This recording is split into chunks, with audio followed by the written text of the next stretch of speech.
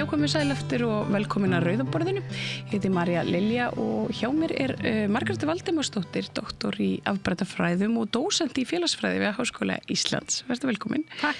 Þú ert hér svona fyrst og fremst til þess að ræða rannsóknarverkefni á hatursofbeldi ungmenna í Reykjavík og birtingu þessar rannsóknar í stóru riti í dag. Já. En ég verð samt eiginlega að fá að spyrja þig svona, áður en að við byrjum á þeirri yfirferð svona út í málana í dag og það afsögn ríkislögreglustjóra. Þú væntanlega fylgst vel með og þú unni mikið og svona með lögreglunni. Þetta rétt viðbrögð að þínum að þið? Já, ætli það ekki. Þetta svona að minnstakosti það sem ég held að landsmenn almennt vilji og hafi átt vona og verið að kalla eftir. Að því leitinu þetta rétt viðbrögð, sko. Og þannig að en sko, alla málavexti í þessu máli hef ég bara ekki á dæru, þannig að ég veit ekki hvaða brot að ræða, en bara óháð því öllu, það auðvitað bara eins og fólk gerir sér alveg grein fyrir að það auðvitað mjög mikilvægt að ríkisstofnanir fari vel með almannafé og það sé svona, við getum treyst því að það sé vel reknar að við séum að borga skatta í eitthvað sem bara að því sé sýnd virðing að það sé fari vel með peningan okkar. Og svo auðvitað þessi stofnun, það að segja lögreglan og traust til lögreglunar skiptir auðvitað gríðarlega miklu máli. Bara fólk telji það vera þess virði að leita til hennar þegar eitthvað bjátar á. Þannig að því leitinu til held ég að þessi ákvörðun hafi bara, ég átti nú ekki vona á henni svona þér að segja, til að allavega ekki svona fyrst þegar þetta mál kom fram. Þá ég held þetta myndi eins og maður sér oft, það svona kemur eitthvað mál og verður mikil umfjöllun í svona 1, 2, 3 daga kannski og svo bara líður það einhvern veginn framhjá en þetta já, þannig í upphafi átti ég nú ekki vona á þessari ákvörðun en hún þarna tekin og hún var nú ekki að fá neitt stuðning heldur þannig að þetta kemur ekki á óvart, það var enginn að stíga fram og svona tala hennar máli. Nei, og dómsmálaráðherra hafði talað með svolítið afgerandi hætti, fannst manni svona miðað við hversu skammt á veg rannsókn þessa máls var komin, þá var dómsmálaráðherra, hún svona einhvern veginn svona gekk fram fyrir skjöldu og svona talaði alvarleika og ábyrgð og þar fram eftir götunum. Já. Og Sigríður Björk gerir sér alveg grein fyrir því að hvað þetta mikilvægt embætti og þetta mikilvægt stofnun, lögreglan þarf að segja og að það gangi ekki alveg upp að hún sé þarna fremst í flokki en þá eftir að þetta kemur upp. Já, og auðvitað, svona ýmis önnur álitamál sem hafa komið kannski upp á hennar starfsferli innan lögreglunar. En sérðu fyrir þér hver geti verið hennar eftirmaður? Nei, það gerir ég ekki. Nei. En hún, samkvæmt fréttum í dag þá hún ráðin til svona sem ráðgjafi við dómsmálaráðuneytið. Hún auðvitað með svona ákveðna sérhæfingu í kynferðisbrotamálum. Þannig að þetta, virðist hafa verið svona nokkuð góð lending bara. Já, svo var ég samt bara á leiðinni hingað áðan og var að hlusta á Reykjavík síðdeis þar sem fólk var að hringja inn og þú veist eins og þú hefur vantarlega heyrt líka bara, það ekki fólki, það alveg einhver hluti að almenningi sem að finnst þetta svona ekki vera góð lending að hún sé að fara bara í eitthvað annað starf en hún auðvitað bara með 5 ára samning og það auðvitað hún hefur alveg gríðarlega reynslu úr talningum þessu málaflokki og hún getur orðið að gagni. Það væri skynsamlegast auðvitað að nýta hennar reynslu áfram. Já, ég held að ég sé bara samlega því. En svo kannski aðalástæðinni fyrir því að þú ert hérna og það að tala þessa rannsókn. Hvað varstu að skoða nákvæmlega? Já, þetta rannsóknargrein sem birtist bara í dag í alþjóðlegu vísindatímariti og það sem ég að skoða reynslu ungmenna af höfuðborgarsvæðinu öllu af hatursofbeldi, eða svona það sem kallað á ensku hate crime victimization. Það að segja hvort að ungt fólk hafi orðið fyrir hótunum ofbeldi eða ofbeldi vegna minnihlutastöðu sinnar, vegna kynþáttar, vegna trúar, vegna uppruna, vegna kynhneigðar, kynvitundar eða þáttar sem að það hefur enga stjórn á, minnihlutastöðu sem sagt. Og það sem og þetta hefur í raun og veru ekkert verið skoðað á Íslandi áður og það sem mig langaði að skoða var í raun og veru tvennt. Í fyrsta lagi hvort að ungir innflytjendur á Íslandi og ég þarna með aldurshópinn 13 til 17 ára undir, hvort að ungir innflytjendur, bæði fyrsta kynslóð, þau sem hafa flutt til Íslands og ekki fætt hér og eiga erlenda foreldra, eða minnstakosti eitt erlend foreldri, og svo þau sem eru fætt hérna en eiga erlenda foreldra, önnur kynslóð, hvort að þau séu líklari en börn ekki með neitt erlendan bakgrunn til þess að verða fyrir svona einhvers konar hatursbroti. Og svo langaði mig líka að skoða hvort að svona samsetning krakkana í bekknum skipti máli. Af því að það eru svona kenningar í félagsfræði og afbrotafræði það að mikil fjölgun af einhverjum ákveðnum minnihlutahópi að ýti undir svona upplifaða ógn hjá meirihlutahópnum, þar að segja þeim sem fyrir eru og þeir svona meirihlutahópnum í samfélagi, að fólk upplifi svona að það sé einhver möguleg hætta á að stöðu þeirra í samfélaginu sé einhvern veginn hætta á henni, að henni sé ógnað, menningin og svona efnahagslega hefur áhyggjur af sinni efnahagsstöðu og að vegna þessara svona upplifa ógnar að þá svona hún birtist aðalega í andúð gagnvart minnihlutahópnum sem meðal annars veldur því að þessi minnihlutahópur verður fyrir hatursofbeldi. En svo eru aðrar kenningar sem að fjalla það að því stærri sem minnihlutahópurinn til dæmis innan einhverja svona einingar eins og skólabekkjar að því minna ætti að vera svona hatursofbeldi vegna þess að í þeim kenningum gert ráð fyrir að fordómar og andúð gagnvart minnihlutahópum stafi fyrst og fremst af bara fáfræði og að fólk hafi bara ekki reynslu af því að umgangast fjölbreyttan hópa fólki, að fólk einhvern veginn kaupi staðalmyndirnar sem eru til staðar í samfélaginu á ákveðna minnihlutahópa, til dæmis fólk frá ákveðnu löndum, fólk sem ákveðnar trúar og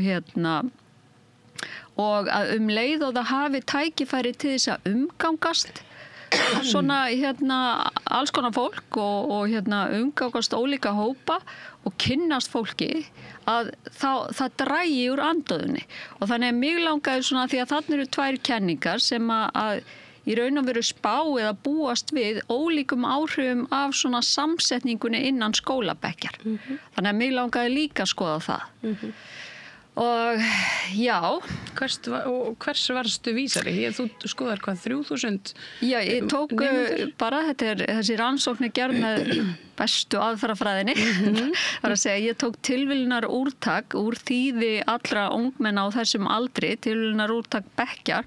Ég var með lista yfir alla bekki og öll skólabörn, 13 til 17 ára, þetta eru semst 8., 9. og 10. bekkur í öllum grunnskólum á höfuðborgarsvæðinu og fyrsta árið í framhaldsskóla, 17 ára krakkarnir og á 17. ári.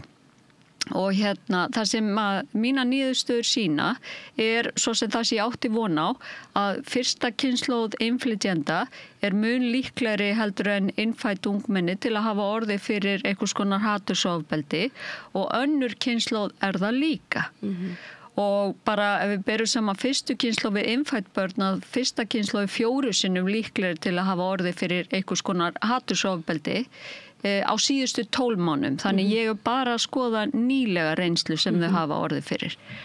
Og þessi niðurstaða að því að einhver gæti spurt, nú eru innflytjandi minnihlutastaða og þannig að það svo sem kannski svona self-explanatory eða gæti sagt sér sjálft að innflytjendur væru líklegir til að verða fyrir hatursofbeldi, en ég sé að til dæmis krakkarnir á þessum aldri sem að hafa ekki erlenda bakgrunn, þau verða alveg fyrir svona vegna þá kynhneigðar, kynvitundar eða fötlunar og en þarna fyrsta kynslóð, önnur kynslóð töluvert líklegri en innfæddu krakkarnir, en svo það sem ég finnst svo merkileg niðurstaða þessi samsetning í bekknum. Já.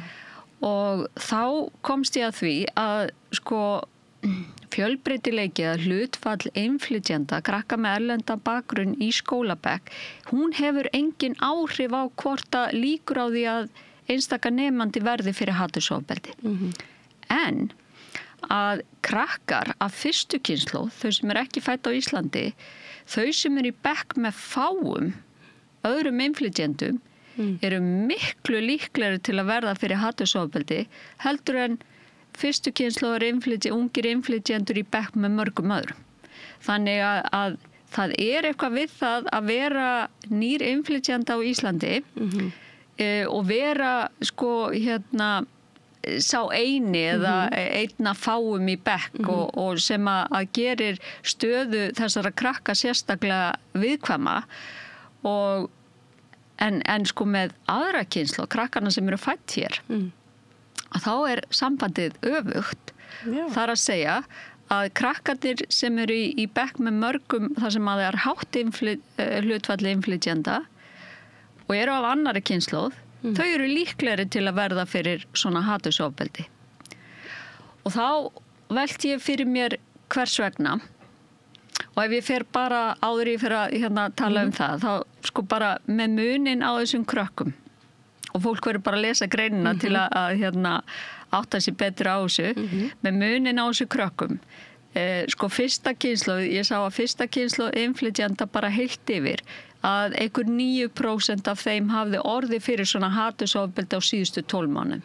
Við erum að tala næstu því 1 af hverjum 10 börnum sem ekki fædd á Íslandi hafa orðið fyrir svona. Og þetta eru börn sem gerir þetta svolítið sláandi. Og við erum að tala hótun ofbeldi eða ofbeldi vegna minnihlutastøðu sinnar, vegna kynþáttar eða uppruna. 1 af hverjum 10. En þegar við erum að tala börn af fyrstu kynslóð sem eru í bekk með mjög fáum öðrum innflytjendum, þá það þriðjungur. Wow. Það 33%. Þannig að við erum að tala þriðjung af þeim börnum sem hafa upplifað slíkt, hafa reynslu af slíku á síðustu 12 mánuðum. Þannig að það þetta gríðarlegu fjöldi. Og þetta skiptir svo miklu máli vegna þess að við vitum vegna fjölda rannsókna sem hafa verið gerðar að sko allt svona ofbeldi sem að krakkar verða fyrir á úlingsárum, allt einelti, hefur alvarlegar og langvarandi afleiðingar. Fullorðið fólk sem á reynslu af einhvers konar ofbeldi á barnsaldri eða á úlingsárunum, að það miklu líklegra til þess að vera kljást við til dæmis eins og félagsfælni, kvíða og þunglyndi heldur en fullorðið fólk sem upplifði ekki slíkt á barnsaldri. Og svo líka fyrir unga innflytjendur sem að koma hingað og eru í svona freka viðkvæmri stöðu og einhvern veginn að reyna að passin í hópinn og verða tilheyra og verða hluti og eignast vini, verða hluti af hópnum og svona, að þá þetta svo alvarlegt vegna þess að þetta ekki bara skaðin að verða fyrir að einhver verða hræddur vegna þess að einhver hótar þér eða einhver lemur þig, heldur þetta líka þegar að þú upplifir að sé vera að ráðast á þig fyrir það hver þú ert. Fyrir eitthvað sem þú hefur enga stjórn á, eins og að þú sért ekki hvítur, að þá það svo mikil höfnun sem felst í því. Og rannsóknir sem hafa verið gerðar erlendi sína að bara afleiðingar af slíku, að þær eru mjög alvarlegar. Og þess vegna skiptir þetta máli. En með þessa niðurstöðu að önnur kynslóð, að hún sé í meiri hættu í bekk þar sem að það eru margir innflytjendur, að þá velti ég fyrir mér hvort að það stafi af því að sko Það eru rannsóknir sem hafa verið gerðar sem sýna það. Það er oft erfitt fyrir aðra kynslóð innflytjenda svona að finna sig í samfélaginu. Þau alast, þau náttúrulega fæðast í landinu og eru þess vegna upplifa sig svona sem Íslendinga, hluta af þjóð. En svo kannski er heimilið á sínu heimili, eru þau að fá. Já, það er eitthvað svona kannski menningar árekstrar á milli samfélagsins í heild og það sem er í gangi á heimilinu, en svo það sem er kannski alvarlegra er að þau fæðast á Íslandi og upplifa sig sem Íslendinga en fá skilaboð frá samfélaginu að þau séu það samt ekki. Og þetta eru þá krakkarnir sem eru ekki hvít.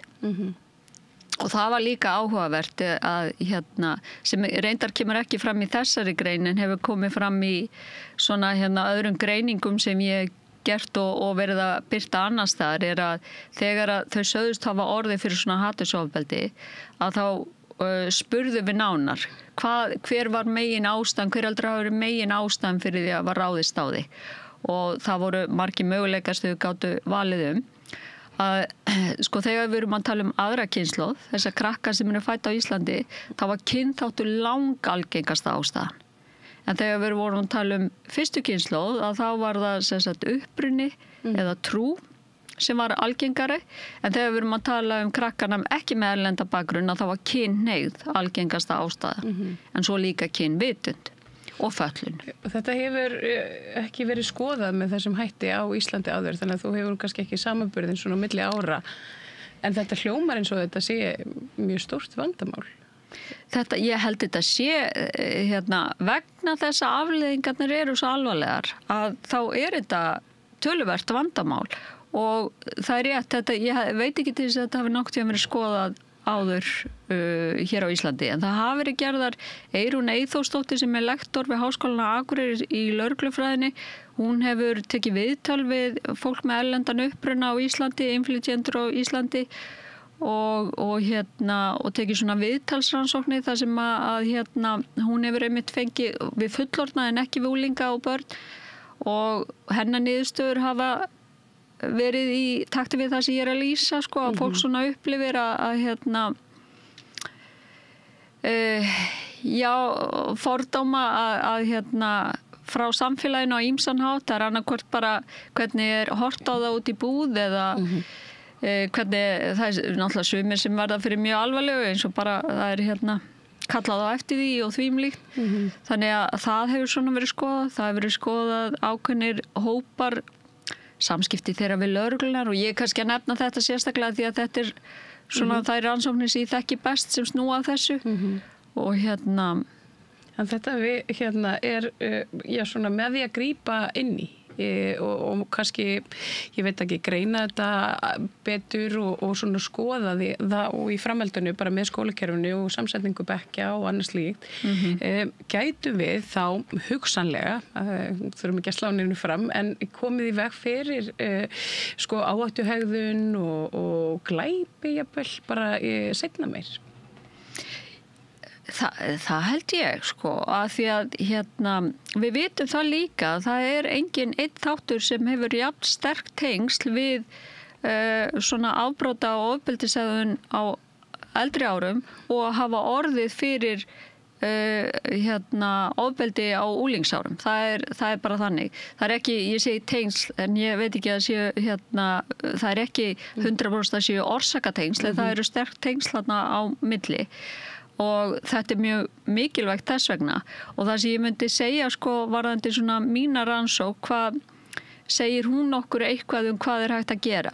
Já, hún segir okkur fyrst og fremst að við þurfum sérstaklega að huga af þessum krökkum sem að flytja til Íslands og tala kannski ekki íslensku en þá og eru svona með, þú veist, eru til dæmis eini krakkin í bekknum að þá þurfa kennarar að finna leiðir til þess að þau geti tengst skólafélögum sínum, bekkjafélögum sínum, að því þetta skiptir svo miklu máli. En það líka og má eiginlega ekki gleyma því að krakkar sem eru bara fædd hér og eins og eru bara Íslendingar og en eru samt minnihlutahópur vegna þess að þau eru með einhvern erlendan uppruna eða þau sem ekki hvít að það þarf líka svolítið að halda utanum þennan hóp og ég tala ekki núna það sem að svona að minnstakosti mínu upplifun að sé að verða svona svona ég skal bara segja það er svona vaxandi, svona rísandi útlendingaandúð í samfélaginu. Já, alveg hreint sko og þannig að það þarf að sko halda utanum þennan hóp og það þarf einhvern veginn að fræða þessa krakka bara allar þessar sko ranghugmyndir og staðalmyndir sem eiga ekki við rök að styðjast en einhvern veginn ganga manna á milli eins og þeir séu staðrendir og þannig að ég held að það sé mjög mikilvægt. Það er dagur gegn einelti í dag sánu bara rétt áður en að við mættum hingað. Við höfum innleitt svona það er ólöfusar áætlunin og svona hlutir sem hafa verið innleittir hér í skólakerfi til þess að svona stemma í stigu við svona einelti og meðal krakka hópa innan skólans. En er eitthvað af þessu sem við höfum innleitt? Tekur það tillit til ólíkra kynþátta og uppruna? Ég held að við séum að sú umræða sé ekki mjög þroskuð hjá okkur en það er einmitt eins og þú segir að mjög mikil svona allavega hefur verið á ákveðnum tímabilum mjög mikil áhersla lögð á að fræða ungt fólk einelti og en ég held að Íslendingar og þetta segi ég sem akademískur rannsakandi sem hefur ekki verið inn í skólastofum meðal krakka að kenna þannig að mín tilfinning er að við séum bara enn einhvern veginn hálf vandræðileg með þetta og feimin við að tala kynþátt og við einhvern veginn lengi talið okkur trú það að hér væri engin rasismi í okkar samfélagi og þetta væri ekki vandamál sem við þyrftum einhvern veginn að kljást við en það nú heldur betur ekki þannig og þannig að ég held að þetta sé sko eitthvað sem að við þurfum að gefa gaum bara mjög alvarlega að tala þætti eins og kynþátt og uppruna og staðalmyndir og stereotypur og hvað er asnalegt og hvað er skaðlegt Já, þetta og eins og segir og ef að þetta geti hugsanlega komið í veg fyrir einhverju erfiðleika einstaklinga á efri árum í fullorðinsárum þá þetta ber okkur svona eiginlega skylda til þess að grípa inn í. Já, alveg hreint og það er eins og þú segir, það er sko ekki bara það að þú spurðir hvort að þetta geti mögulega komið í veg fyrir brot og ofbeldi á fullorðinsárum sem það getur gert auðvitað að við höldum vel utan þess að krakka og reynum að draga úr öllum mögulegum reynum að draga úr líkunum á því að þau verði fyrir einhver skona skaðlegri hegðun á úlingsárum en líka bara að ef við höldum ekki vel utanum krakkan okkar að þá erum við líka að bara þá hefur við eftir að sjá fleiri á örorkubótum og vegna þess að fólk verður frekar þá að einmitt eins og ég talaði áðan að kljást við eins og kvíða og þunglindi og aðra svona kvilla. Já. En það er eitt sem að mér finnst áhugavert í þessu, svona ef ég seti þetta í samhengi við sko umræðuna núna sem að hún hverfist svo litið það að börn innflytjandi að verði að læra íslensku rosalega rætt. En samkvæmt þessu, þá er það kannski engin risafaktor það er kannski, eða hvernig sérðu það? Sko ég mældi ekki til dæmis mun á krökkum sem eru fyrsta kynslóð hvort þau töluðu íslensku ekki. En þetta er samt mjög góðu punktur og ég held að það sé mikilvægt að skoða það sérstaklega hvort að það skipti máli. En það sem ég mældi líka sem reyndar kemur ekki fram í greininni. Þetta var, hérna maður hefur svona takmarkaðan orðafjölda sem maður má skrifa í svona vísindagrein. Þannig ég gat ekki skoða allt en ég hef auðvitað skoðað ýmislegt sem ég hef verið að birta annars þar og hérna kynna. Það sem ég skoðaði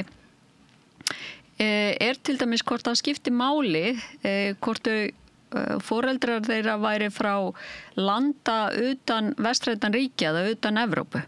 Hefur það skiptir það einhverju máli og það gerir það. Þau sem hafa uppruna utan Vesturlanda eru í meiri hættu á að verða fyrir einhvers konar ofbeldi eða hótunum ofbeldi. Og það sem ég skoðaði líka sem tengist kannski þessu með tungumálið að að það skiptir máli hvenær þau fluttu til Íslands. Það bara því eldri sem þau voru þegar þau komu til landsins, því meiri hættu eru þau á að verða fyrir einhvers konar ofbeldi vegna minni hlutastöðu sinnar. Og þá ég bara að álykta að það tengist tungumála hvort þau tali íslensku eða ekki. En auðvitað mín svona skoðun á þessu að það verði, auðvitað þetta svolítið gjaldmiðill inn í samfélagið að tala íslensku, þannig að það verður að vera, hvort þú ert krakki eða fullorðin, það verður að vera, við verðum að aðstofa fólk sem hingað flytur til þess að læra tungumálið. En þegar það ekki búið að læra tungumálið, þá má það heldur ekki vera ykkur hindrun í samskiptum eða að vera hluta hópnum.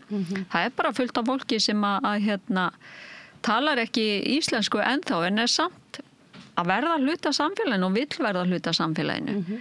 Og fólk bara misjafnlega lengi að læra tungumál. Já, guð minn góður, að fara að læra tungumál eins og íslensku og flytur yngar 12 ára. Það bara tala eitthvað allt annað tungumál. Og ég tala ekki þess að krakka sem eru flúandi í ensku. Það bara svo auðvelt, við vitum alveg að krakkar eru að tala ensku sín á milli. Já, það víst. Margrét Valdimarsdóttir, þakka kærlega fyrir að koma hérna og ræða þessar rannsókn. Hvar getur fólk lesið þetta? Já, bara á internetinu. Já, ég var að hugsa, það bara að googla Hate Crime Victimization in Iceland. Já. Þá kemur upp. Þetta Journal of Contemporary Criminal Justice, heitir tímaritið. Já. Þakka kærlega fyrir að koma og vera hérna með okkur í dag. Og ég bið ykkur að bíða við því að það eru hér stuttarauglýsingar og svo höldum við áfram. Alþýðufélagið frábær hugmynd. Félagsgjöld í Alþýðufélagið eru krónur 2.750 á mánuði og renna óskipt til dagskrár og útsendinga samstöðvarinnar. Samstöðin.is